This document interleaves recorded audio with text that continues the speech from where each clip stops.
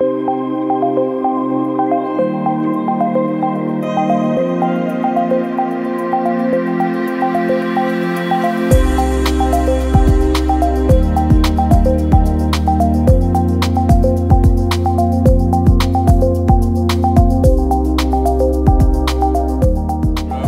de Bordeaux était de mettre à disposition du GHT, dont nous sommes l'établissement support, une plateforme hyper convergée pour pouvoir accueillir les projets du GHT.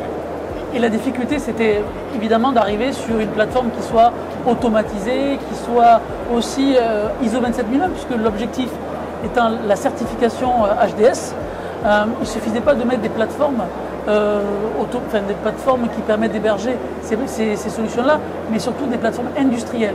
Donc avec un bon niveau d'automatisation, de mise à niveau et de sécurité. Étant opérateur de services essentiels, il y a une obligation de disponibilité, mais aussi une obligation de confiance.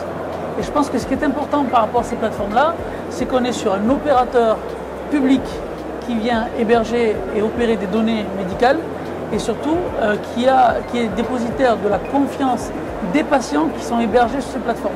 Dans la disponibilité, aujourd'hui, un hôpital, la donnée elle doit être accessible 24/24, 7 jours sur 7.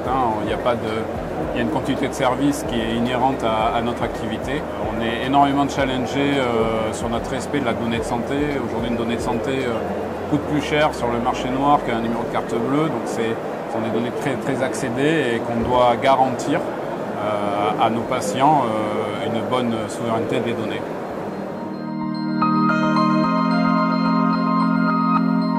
Aujourd'hui, on se heurte à une problématique, c'est que les nouveaux projets qui arrivent et notre capacité d'investissement ne nous permettent pas forcément de répondre avec la plateforme du GHT à tous les projets. Donc on est vraiment concentré autour des projets du GHT, on ne prend plus d'hébergement extérieur et on travaille d'autres projets plutôt autour de la recherche sous forme de partenariat avec d'autres CHU ou d'autres régions. Et nos plateformes le permettent, c'est-à-dire que nos solutions sont dans une logique multi-cloud, mais sont aussi dans une logique d'intégration des offres des clouds publics. Et c'est pour ça que notre objectif à nous, il n'est pas d'arriver avec des solutions sur étagère, mais bien de co-construire avec des opérateurs de territoire, comme le CHU, les bonnes architectures, les bonnes solutions qui vont soit sur une certaine criticité bien conserver les données en local, soit sur certaines données qui sont des données qui sont peut-être à conserver sur du long terme pour des raisons légales, et celles-là, pouvoir les mettre sur des espaces plus capacitifs, moins coûteux, mais peut-être moins disponibles, ou en tout cas moins critiques.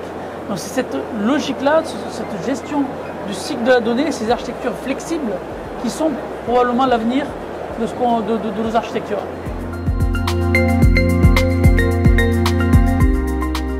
C'est important de pouvoir s'adjoindre des experts en sécurité, des experts de l'hébergement qui vont amener ce savoir-faire donc autour de la sécurité, mais surtout de pouvoir rester un opérateur de territoire parce que les patients qui travaillent, qui se font soigner plutôt au CHU de Bordeaux ou dans les établissements autour, ils ne veulent pas entendre parler que les données partent dans le dark web et ils en voudraient au CHU pour ça.